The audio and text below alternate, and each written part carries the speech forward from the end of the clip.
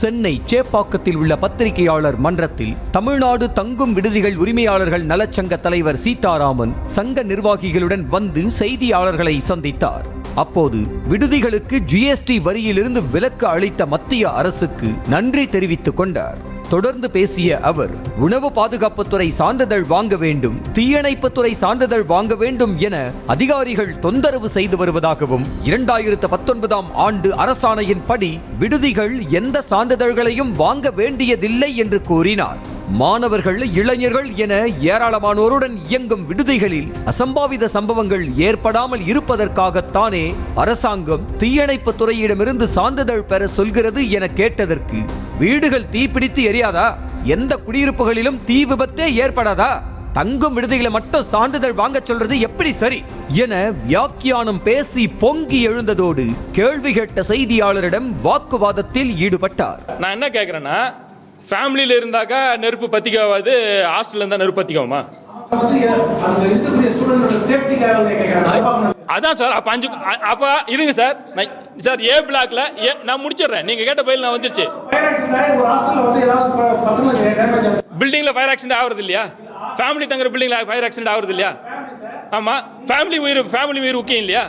வாடகை வீடுகளுக்கு கொடுக்கப்படும் அனைத்து சலுகைகளும் விடுதிகளுக்கும் வழங்க வேண்டும் என கூறியதற்கு, வீடுகளில் வசிப்பவர்கள் ஒரே குடும்பத்தைச் சேர்ந்தவர்களாக இருப்பார்கள், அவர்கள் தனியாக ரேஷன் கார்டு வாங்க முடியும்.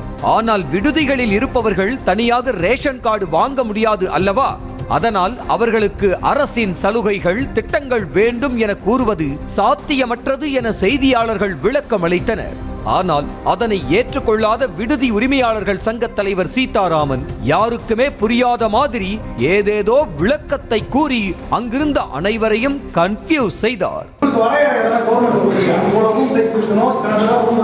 இருக்கு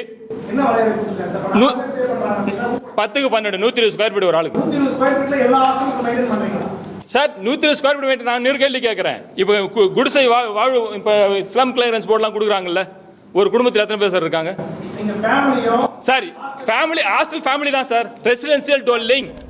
விடுதிகளில் காசு கொடுத்து தங்கும் அனைவருக்கும் முறையான வசதிகள் செய்து கொடுக்கப்படுகிறதா என செய்தியாளர் கேள்வி எழுப்பியதற்கு, ஆம், இல்லை என்று பதில் சொல்லாமல், அரசாங்கத்தின் குடிசை மாற்று வாரிய குடியிருப்புகளில் எல்லாம் ஒழுங்கா வசதிகள் இருக்கிறதா என பதில் கேள்வி கேட்டாரே ஒழிய, இறுதி வரை விடுதிகளில் உள்ளவர்களுக்கு அனைத்து வசதிகளும் செய்து கொடுக்கப்பட்டுள்ளதா என்ற வார்த்தையே அவரது வாயிலிருந்து வரவில்லை.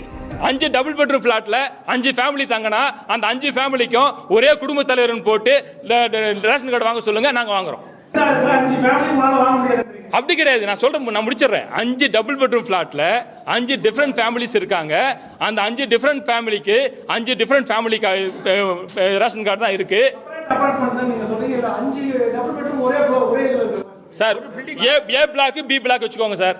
ஏ பிளாக்ல 5 வீடு இருக்கு சார். 5 வீட்டில் 5 ஃபேமிலி இருக்காங்க சார். 5 different family. அவங்களுக்கு ஒரு ரூலு.